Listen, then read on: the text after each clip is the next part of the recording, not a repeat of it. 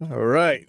Welcome to Evidence-Based Audio number 187. I know this is pretty late in the week and this is pretty late at night for me, but been super busy lately, and this is the time I have to do it, so this is the time I'm doing it. I'm forcing myself to deliver a show every week. I know I've had some bad ones, but I'm trying my hardest to keep this going. So here we go. So this is Evidence-Based Audio number 187, and this is cheap headphones. So first of all, I got a post from Jim Roseberry. If you don't know who he is, you should. If you're using a DAW of any sort, if you're using computers for music, Jim Roseberry and Vin Curliano are the two people I cite as experts. There's other experts, but these are the two guys that I go to when it comes to DAWs. He put up a post on the gear page that AMD's Ryzen 7 series has been released. 4.5 gigahertz base clock frequency, a 5.7 gigahertz turbo, 16 cores, 32 processing threads, and absolutely needs robust cooling. You can get it to run quiet, but it's definitely more complex than something like a 12700K. And he asked the questions, want to see the numbers compared to an M1 Max. And I think he's kidding, but, Vin Curliano alluded to M1 testing versus Intel's, and it sounded like what he found was that the hype was not necessarily accurate. And those of us who have run M1s compared to Intel's are kind of probably can tell you the same thing. I'm actually very surprised by how fast the Apple chips are, considering how little actual power they use. So the things will run on batteries for forever. But all that crazy hype, I don't think it was true. And when I tried it in applications that it was supposed to shine in, it really wasn't. Not only any faster, sometimes it was a little bit slower, but these AMDs, I always wonder. I still kind of stick with the Intels for the most part, but he seems to like these things. When it comes to round-trip latency, it's your single core's performance, your single core speed that really matters, or at least that's the way it was. At least that's the way I understand it. Not so much the multiple cores, but multiple cores will do other things for you. But, the base frequency here is 4.5 gigahertz, so that's nothing to sneeze at all. So we'll see how this is. But when he says absolutely needs robust cooling, that's might be a noisy thing with the maybe it's you put it in another room. I don't know. Says I expect the 7950 to best both the 5950X and the 12900Ks, both single core and multi-core. I'm most interested in ultra low latency audio performance. What are the absolute limits, and are they an improvement over the 5950X and the 12900KS? Is that 12900? Is that the 12th generation Intel? I think that is. So watch this space. And like we talked about before, Vin was going to release some numbers on the M1. Still waiting for that. So when I look at these Ryzens, if they're around, $550. Here's a 16 core right here. So that's $750. I remember there were some AMDs that Vin was calling unicorns because they looked good on paper, but it was really hard to get your hands on any of them. I think it's just like graphics card with all the crypto people out there. But interesting. This looks like a screamer. I'm not really interested in building a new desktop anytime soon, but who knows? Maybe I'll be swayed back to AMD. If you guys remember way at the beginning of Reaper, that system that I was doing everything on was a dual Opteron system. So that was AMD back then. All right, so let me we go to the gear page and they talk about a post about recording guitars. So the original poster says, I don't have a treated environment. I'm working with the Focusrite Scarlett. Is it worth investing in software to simulate an amp, or am I better off just miking amp with SM57 or two? The room my amp is in is carpeted. I'd also be open to adding some foam panels to the wall. So let's go through these things. It says, I don't have a treated environment working with the Focusrite Scarlett. There's nothing wrong with the Scarlett. There's a lot wrong with the treated environment, and I'm betting there's also some volume limits there. Is it worth investing in software to simulate an amp? I don't know. You can get a lot of good stuff for free, so maybe not. And you really can get excellent guitar tones for absolutely free. Am I better off just miking my amp with an SM57 or two? I don't think so. And got a lot of reasons for that, but there's just this attitude by people who don't do this stuff for a living that hold on, let me shut this up.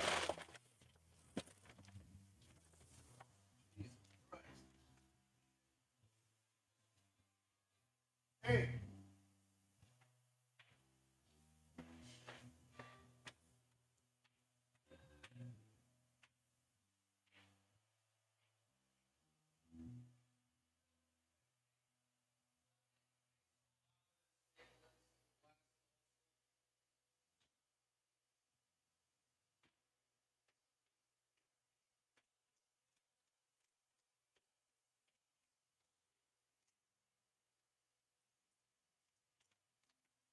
All right, sorry about that.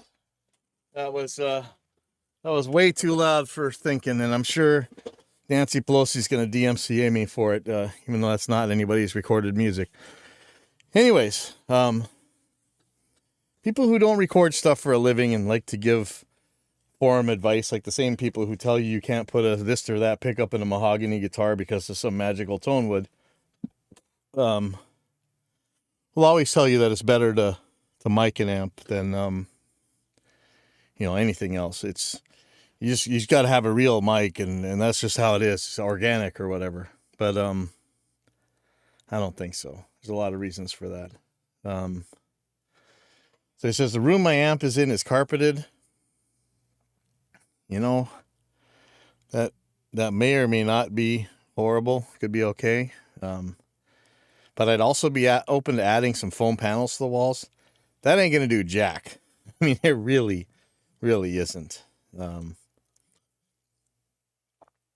it's funny. He says a lot of people answer, as you'd expect, that putting a mic is always better than using some kind of software or using an impulse or whatever.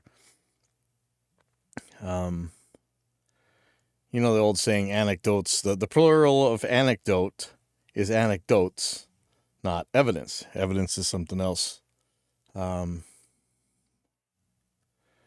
Let's see. Somebody says, I will offer this. A student from the gear page was sharing his recordings with me and asking for advice.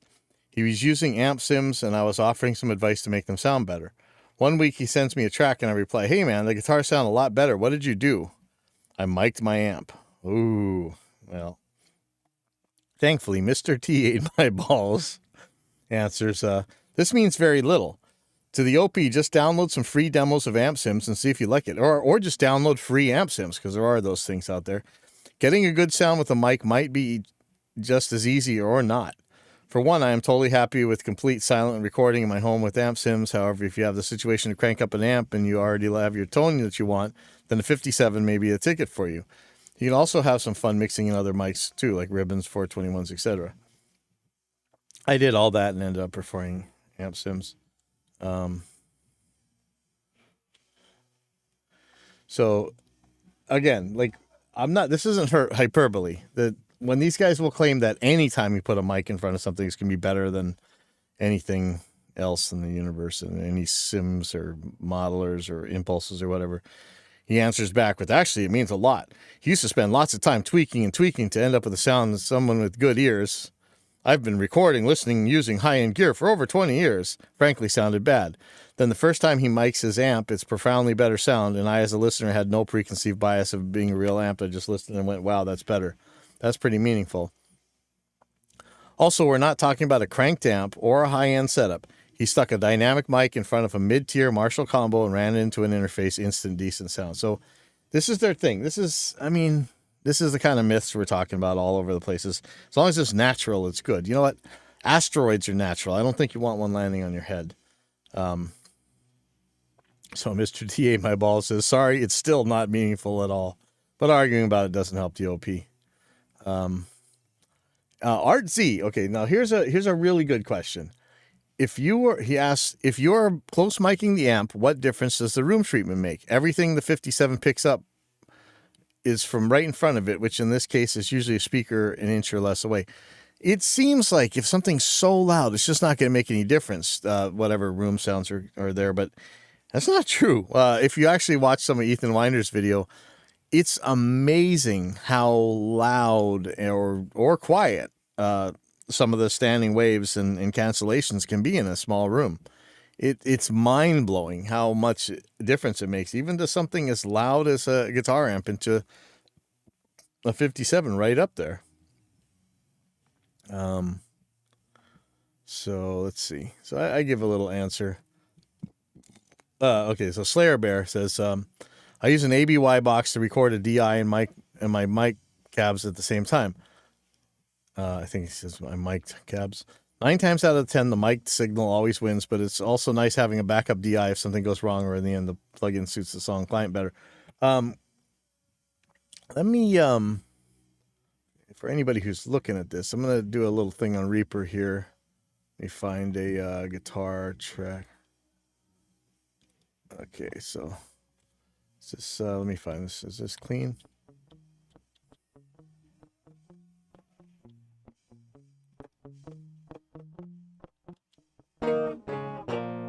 Okay, so this is a clean guitar amp that you're looking at. So if I do something like let's put his Helix on here with some kind of distorted something.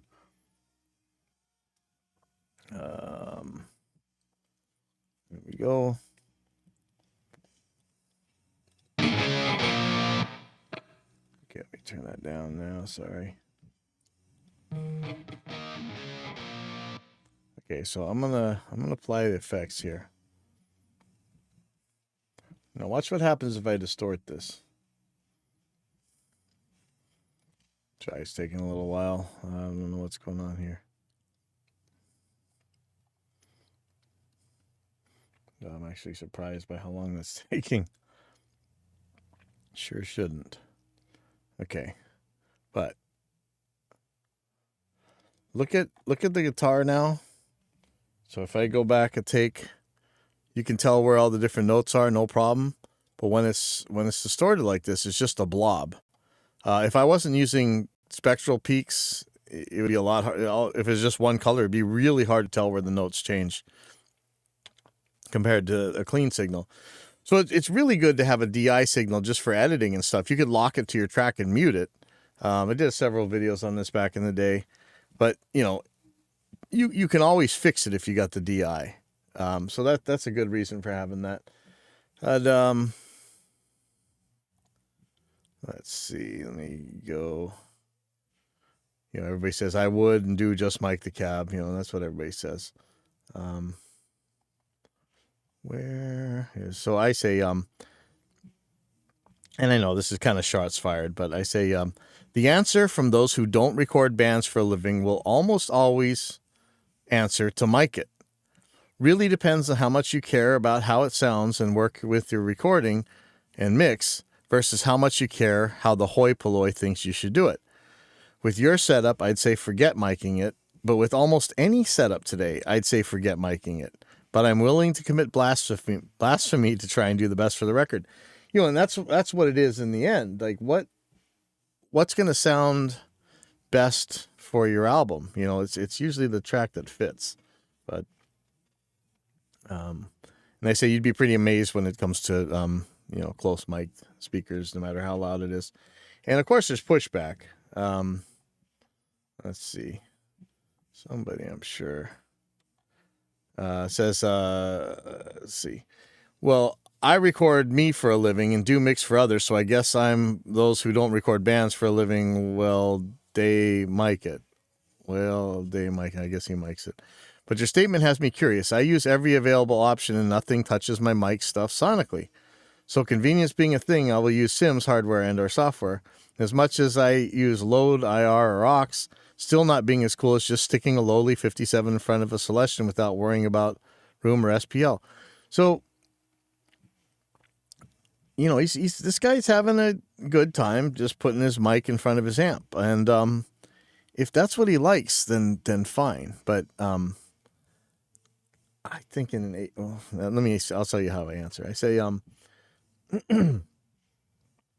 if it's turning out better for you, or more likely giving you more confidence so you can move on to what's important, in which case it's much better for you, I'd stick with it. And that's the truth. You know, if you're happy with what it's doing and you can get on to some other more important thing, then go for it. In my case, even given that we had The Room heard on so many albums back in the day as the guitar sound, that was the Chunk Chamber over at Vintage. You know, think about all the albums that's on. And knowing what it takes to get some of those multi-mic sounds, I'm so enthralled with how an Impulse can get me there, indistinguishable on an ABX test from that same mic setup, that's where I want to go. I don't want to discourage people from putting mics in front of things and learning about what they like and what they don't, and how minute changes in distance or angle really change things, and learning to predict what phenomenon will take place. We keep piles of pairs of multi-pattern mics around so students can try everything from rooms and Bloom lines and MS setups and you name it. But the truth is, whether people want to admit it or put their fingers in their ears and go full Luddite, is that so very often people have a specific sound, they heard on some album, and they want to get that.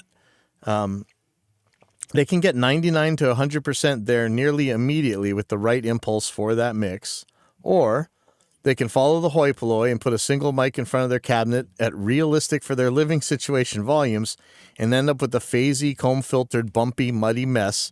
But hey, it's all good because at least they stuck a real mic in front of a real amp like all the experts who never recorded anyone else said they should.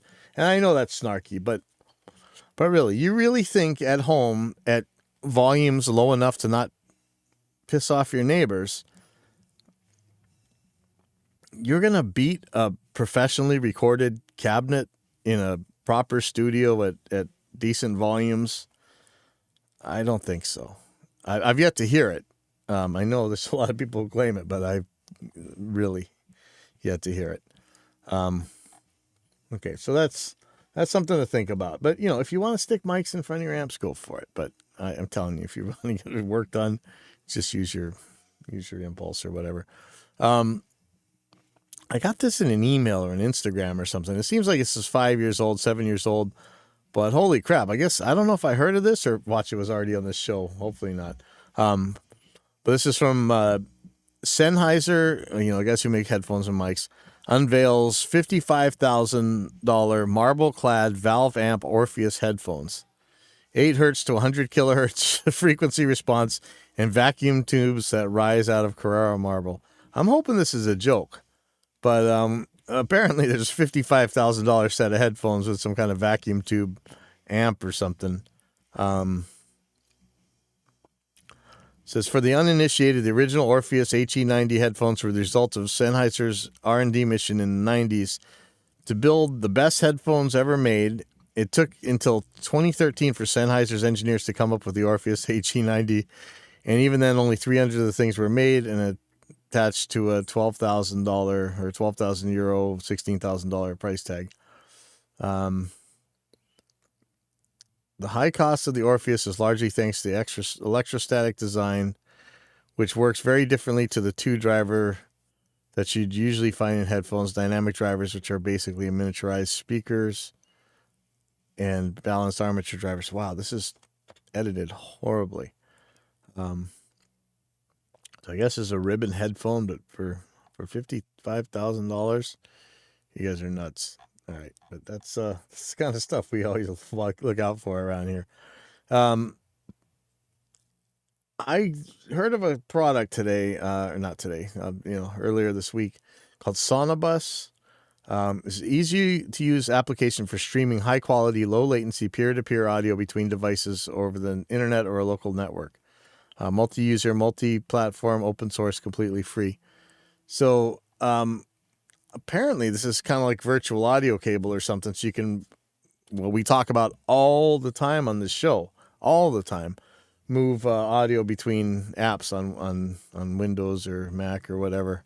I'm going to be trying this out, and we shall see. This could be really cool.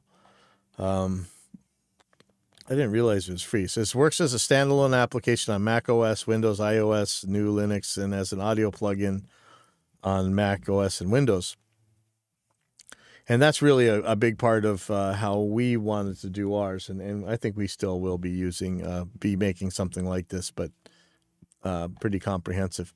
This looks cool. I'm going to give this a try. Maybe I'll not be using OBS anymore. Who knows, you know? I mean, if I can get away from some of these problems, I'd be so happy. I'm giving up 4 channels on one of my RMEs just to make loopbacks. You know, that sucks. So I'll look into this more.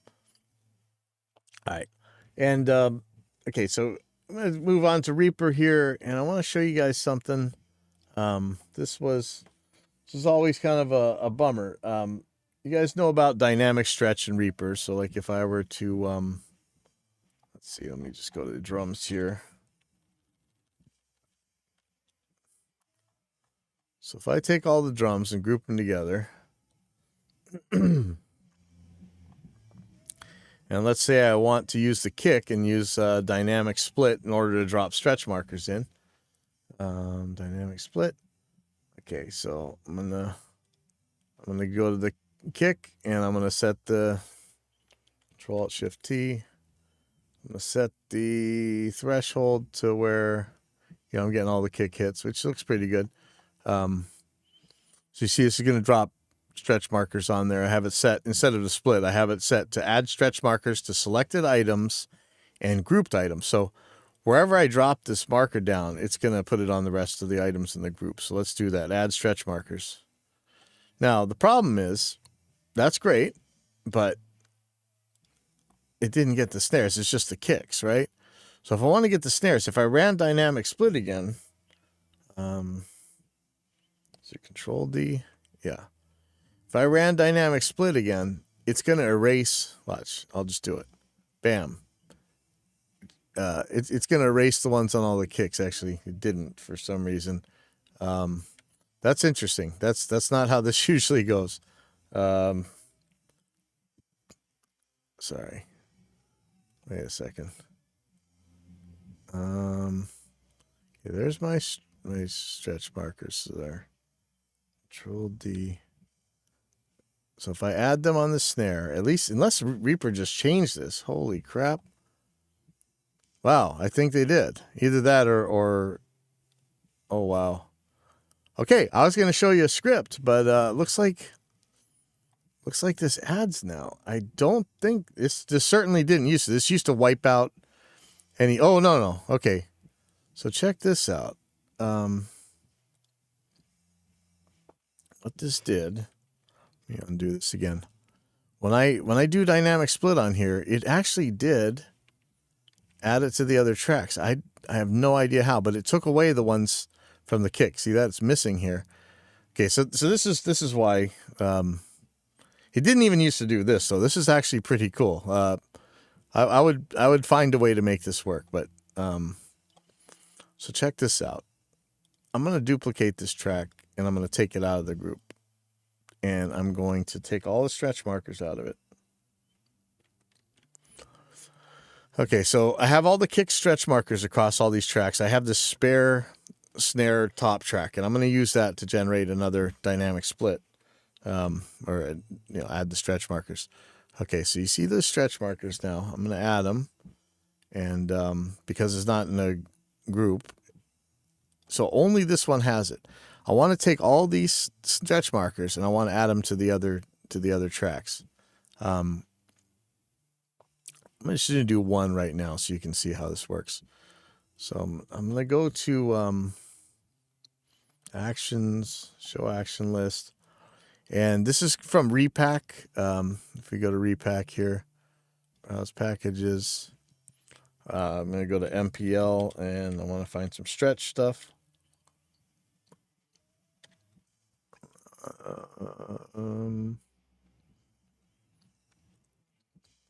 Let's see. So from MPL, or actually I can just do stretch and then go by author. So I look through here, paste and replace stretch markers to selected items and copy selected item stretch markers. Okay, so there we go. You would install those ones. So let me put these up. So I'm going to go to the duplicated snare top track where I've already made those markers, and I'm going to copy selected item stretch markers. Okay, and I'm going to run another script that's going to paste them, and that's this one right here: paste and replace stretch markers to selected items. And when I run it, see that now I've added those stretch markers to the kick, and normally it would wipe them out just like Dynamic Split used to, but there's a line here. I think it's line 38 or 59 or something. MPL talks about it in the forum, but the line is delete. Actually, I'm so if you've never done this before, let me start this over. So this is a script. MPL paste and replace stretch markers to selected items, Lua. I'm going to go to edit action in the actions window when I've got it selected, and it's going to open up the actual script text, the code. And so the thing that we're going to comment out is this delete take stretch markers, take 0, whatever it says.